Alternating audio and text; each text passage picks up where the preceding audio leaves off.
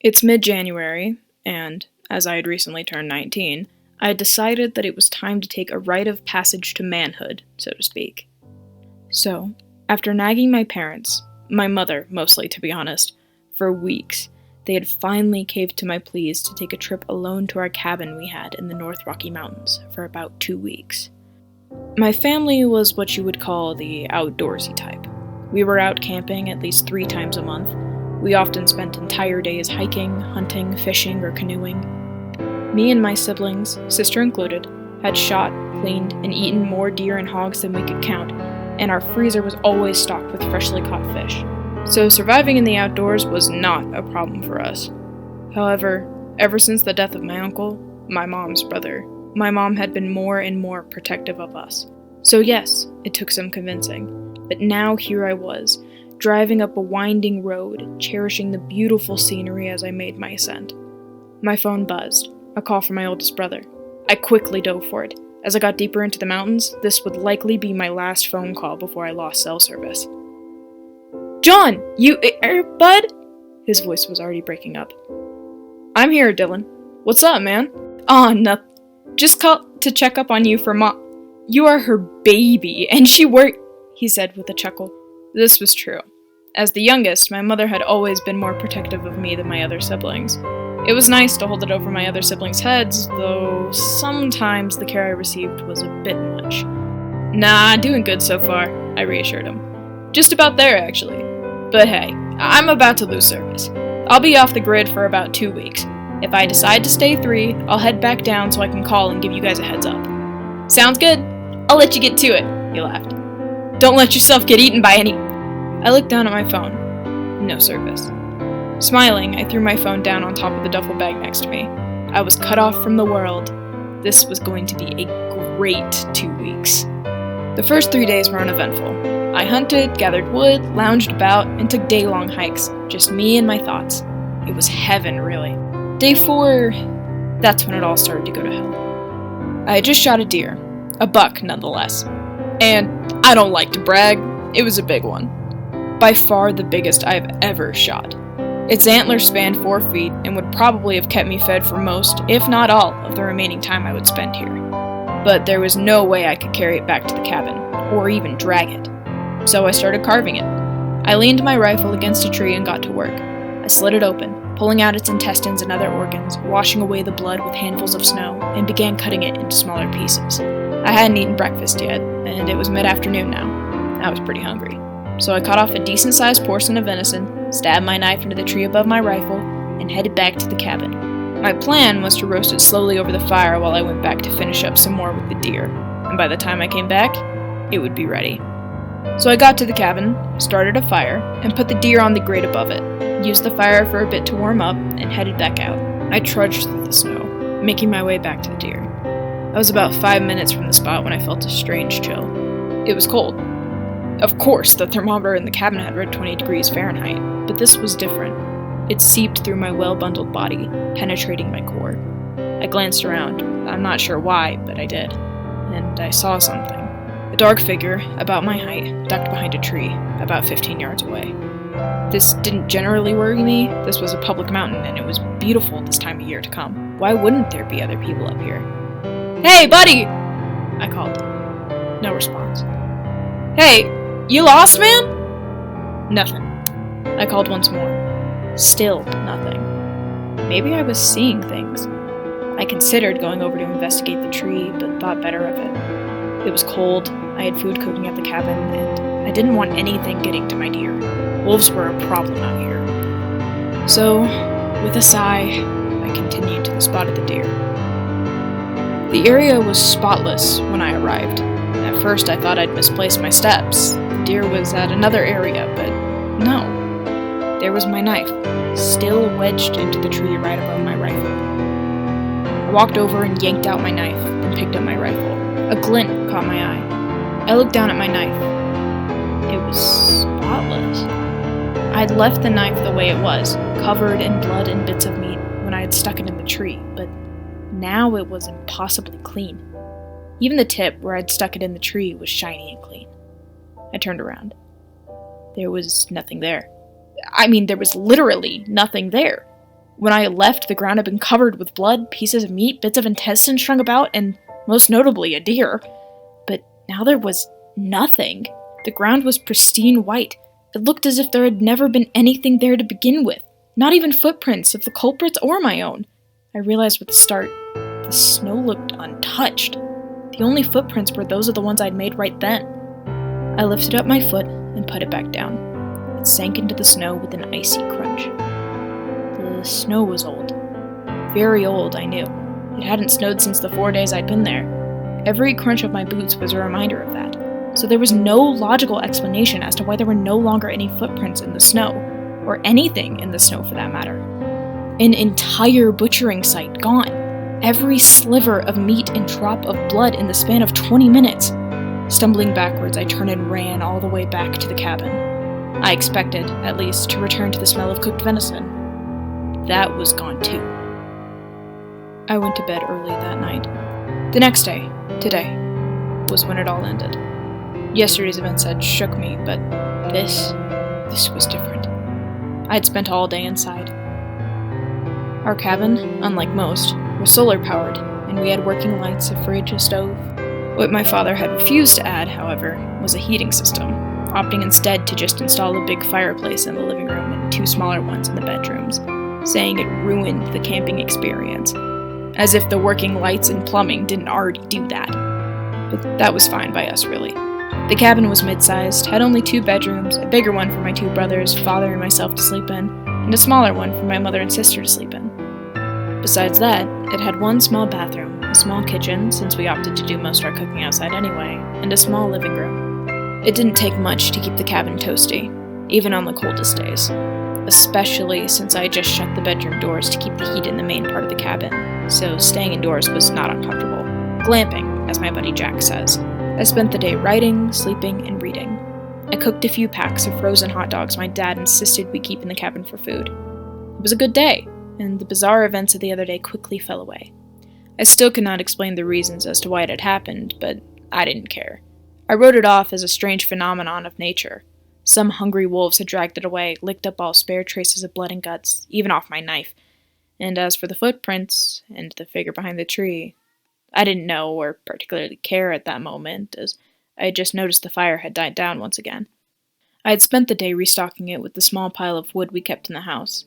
All at once, I felt that same strange chill from yesterday. This time, I wrote it off as the dying fire letting a chill into the air. I glanced outside. It was already 9 and almost pitch black. Luckily, I had stocked a pile of nice wood right on the side of the house, so I wouldn't have to go to my area and chop some. I pulled on my jacket, but the chill remained.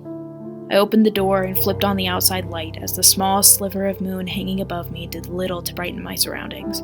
Where was a full moon when you needed it?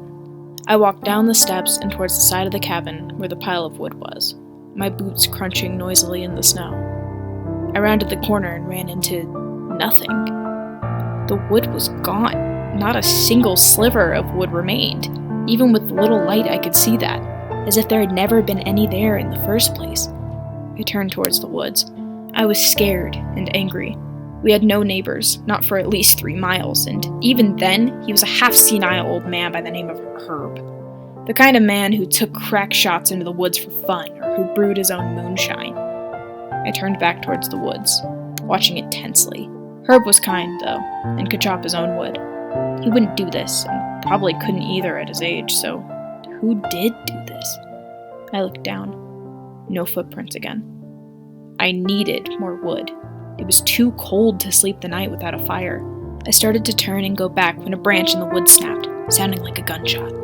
I spun again, looking and listening closely. I stood out there for about 5 minutes. No more noise sounded from the dark forest. Walking backwards slowly, I continued on to the cabin. Back inside, I seethed as I bundled up. First thing tomorrow, I was calling the ranger. I grabbed my axe, flashlight, and knife. I considered bringing my rifle, but I figured I would be fine. If someone was in the woods, they probably wouldn't come armed to steal someone's wood. No, my axe and knife was enough. But as I stepped outside, the chill came again. But it was worse this time. It felt like icy sludge flowing through my body. I glanced at the thermometer. It had plummeted from 15 degrees to -5 degrees Fahrenheit in the time it took me to go inside and get ready. It took 12 minutes to reach my spot. It was a small clearing. About 17 stumps resided there, and it was a good spot to get wood. It was where we'd been coming to get it since the cabin had been built. There was a tree I had already cut down earlier, but had not yet chopped into smaller pieces. I didn't need much for the night, but as I started chopping, the chill I felt continued to get worse and worse. I was shaking badly. I could barely grip the axe. It started slowly. I didn't realize it at first, but as it got closer, louder, it penetrated the steady thunk of my axe hitting the tree. A growl. If you could even call it that, it sounded broken. Like a smoker clearing their throat mixed with a wolf. I looked up, expecting to see a wolf, maybe a sick one or something. It wasn't a wolf. Not fully, anyway. It stood on its hind legs. Its body was wolf-like enough, though slightly human. It was impossibly skinny. I could count each of its ribs, even through its heavy coat. Its color was off. To say it was dark black simply wouldn't do it justice because of just how black it was. It seemed to absorb what little moonlight hit it, and even the light of my flashlight. And its eyes. Its eyes! It didn't have any. Just two gaping black holes the size of golf balls where the eyes should have been. And those holes, if its fur was black, they almost seemed to glow. They reminded me of black holes, how they absorb everything, even light itself. They seemed to stare right through me. It stood about 10 feet away, arms down at its sides, panting, impossibly calm for something that looked like it had ripped me to shreds in seconds. I stood up straight. I was unsure of what to do. As I stared at it, the chill kept getting worse and worse. Slowly, as if woken from a deep sleep, it opened its mouth impossibly wide. It seemed to stretch all the way around its head. I saw a mouthful of crocodile-like teeth dripping with saliva, looking like they could crush bone. It suddenly let out a terrible, unnatural screech and threw itself at me. I jumped, turning to run. Run, run, run! That was the only thought going through my head. I needed to get away, that was obvious, but I only actually made it 2 steps as I suddenly felt a painful twist in my leg and fell. I turned to see my foot had gotten wedged between 2 rocks. I looked up. The thing was now in the air. Hideous claws reaching towards me, its mouth seemed to open in a wide grin as it descended on me. At the last second I rolled, wrenching my leg free with a painful twist and possibly a crack. I don't know. I couldn't hear over the sound of that terrible screech. I wasn't fast enough, though, and its razor-sharp claws ripped into my sides as it landed next to me. I had expected to feel pain. Like fire is how I had heard being stabbed described before. But this wasn't. It was cold, freezing, like plunging into a lake in the middle of winter. It hit with a shock and spread through my entire body. I gasped. The freezing claws made it impossible to do anything else, and somehow focused through the cold enough to grab my knife and plunge it into the back of the hideous thing that was trying to kill me. It bellowed in pain and anger as a dark, thick, blood-like substance leaked out, and it ripped its claws from my side. Warmth instantly returned to my body, though not much. I scrambled up and ran. Each step shot excruciating pain up my leg. My ankle was badly sprained, and my foot may have been broken. My side was oddly numb, but I knew I couldn't stop. I kept running. I glanced back, and I'm not embarrassed in the least to say that I wet myself right there. Only about 15 feet behind, led by my initial attacker, was a whole pack of them. All unnaturally black. No eyes, mouths open, impossibly wide. Somehow, I found it in me to run faster. My legs screaming as I wept like a baby while running for my life. It felt like an eternity before I saw lights up ahead through the trees. My cabin! I let out a sob of relief. I managed to run even faster. I burst out of the forest into the clearing, at this point screaming like a madman. I shot up the steps, whipped open the door, and slammed it with a loud bang. I expected to hear them hit the door, try to get in, but outside remained eerily quiet. I sank to the floor, sobbing uncontrollably and holding my side. I was too worried about what I might find to check outside. I was scared out of my mind. I didn't know what those things were, and I didn't want to. I wanted to curl up and die. I was so scared. I sat that way crying for a long time. After a while, I shakily stood up and peered out. There was nothing there that I could see. My car sat out there, and the woods a little beyond, but I knew they were still there, waiting for me. I was sure I could see them running around at the edge of the forest. I was not leaving this cabin. I would bundle up through the cold, fireless night, and in the morning I would break for my car and never come back here. That was my plan, anyway, but apparently it wasn't theirs. In the rooms, glass shattered. I had closed the doors to the rooms in an effort to keep the heat in the living room and kitchen. Those doors now burst open, one flying off its hinges and flying across the room. I wasted no time. I had to get out. I flew out the front door, slamming it behind me in a feeble attempt to slow them down. I ran at full sprint towards the car, the pain in my leg nothing but a distant ache in my mind. I could hear them moving in the woods, that horrible growl seeming to come from everywhere around me. After what seemed like an eternity, what was really a few seconds, I reached the car and grabbed the handle and almost cried in relief when it opened. I jumped in, slammed down the power locks, and slapped my thighs for my keys. My keys. I had left my keys on the kitchen counter! Instinctively, I looked back at the house. My breath caught in my throat. Crowded around the windows, staring dead at me, were those things. And that's all they did. Stare. They reminded me of children looking through the window of a candy store, staring longingly at the goods in the window. At the same time, I somehow managed to feel a thrill of joy. I had taken automotive class in school. One of the many things I learned then was how to hotwire a car. I slid my seat back and bent over to pry off the plastic covering. I threw it over my shoulder and was starting to mess with the wires when something hit the car with a loud bang that rocked it. I shot up and yelped. They had abandoned the house and were now all around my car. Some walking upright, some scampering around on all fours. There was even one on the roof. I jumped as one to my right suddenly lunged, cracking the driver's side window. I bent over again and found the 2 wires I needed, and started trying to spark them. 2 more bangs sounded above my head. I was afraid to look up. The banging was now coming from everywhere. My car rocking as they continued slamming it from all sides. I could hear the crack in my window getting bigger. The car suddenly started with a roar, and I sat up just as my window gave. It shattered, showering me with glass. The thing once again lunged, but I was moving, tearing across the small clearing around the cabin. As I approached the woods, I struggled to bring the car around back towards the road. I flipped a tight U-turn and came to a stop. I saw the pack bounding towards me. For the first time that night, I felt anger. I gunned it, heading towards the road. They continued towards me, growling and screeching. One rather ambitious one jumped in front of me, landing on my hood with a dull thud and rolling over my roof and falling off the back. The rest of them dove out of my way, snarling, and I left the cabin behind. That was 2 hours ago. I've stopped right at the bottom of the mountain to record this and recover. As best I could, anyway. I don't know what to do.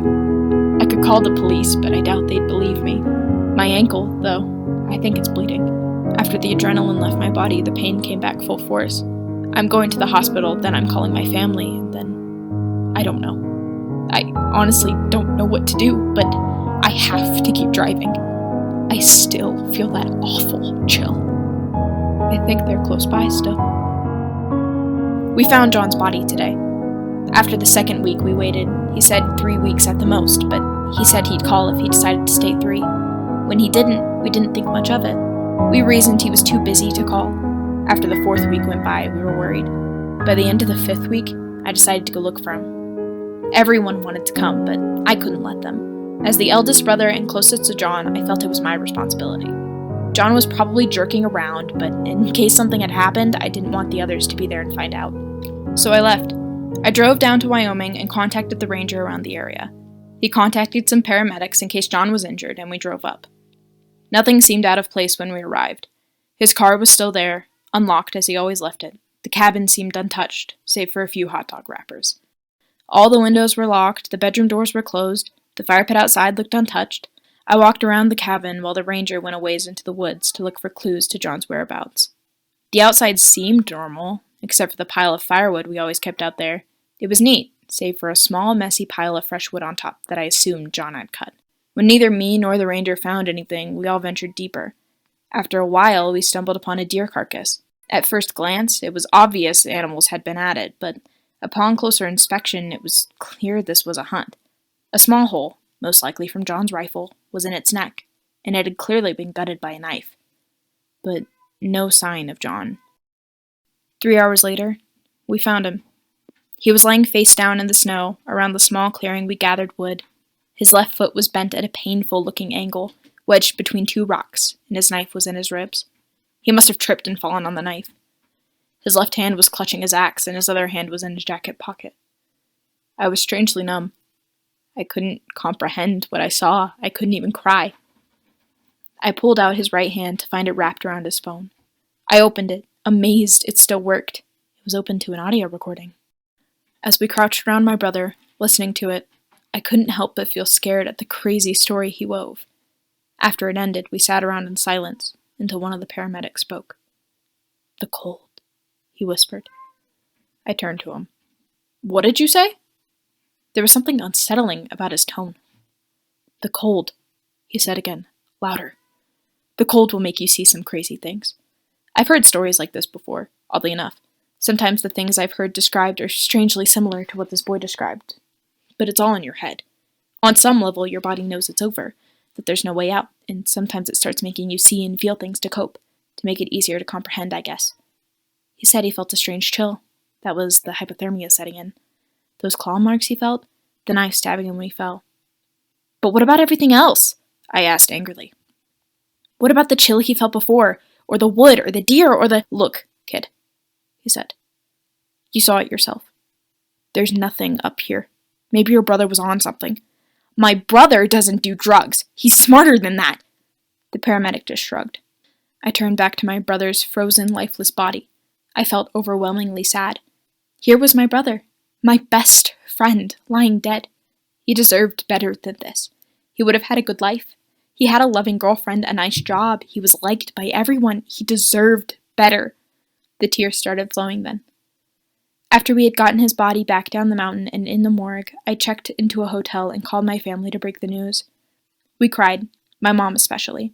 He really had been her favorite. They were on their way now, coming to bring John back home. But I had something to do.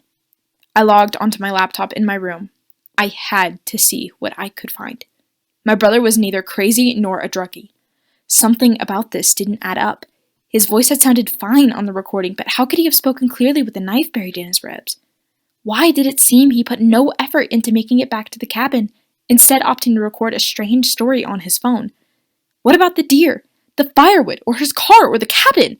My brother was more than qualified to survive in the woods, in some ways more than even my father. So how did this happen? I've been trying to find what I can. It's slow going. There's a lot of stuff online, some most likely crazy stories, some I'm not so sure about. In a few hours, my family will be here. Maybe we can figure this out together. But as I rubbed the grainy feeling from my eyes, I stopped to look out the window. The only room available was a 4-story room with a clear view of the mountain, cruelly enough. And as I stare out at the dark shape looming over me that took my little brother's life, I feel a cold chill seep through my body.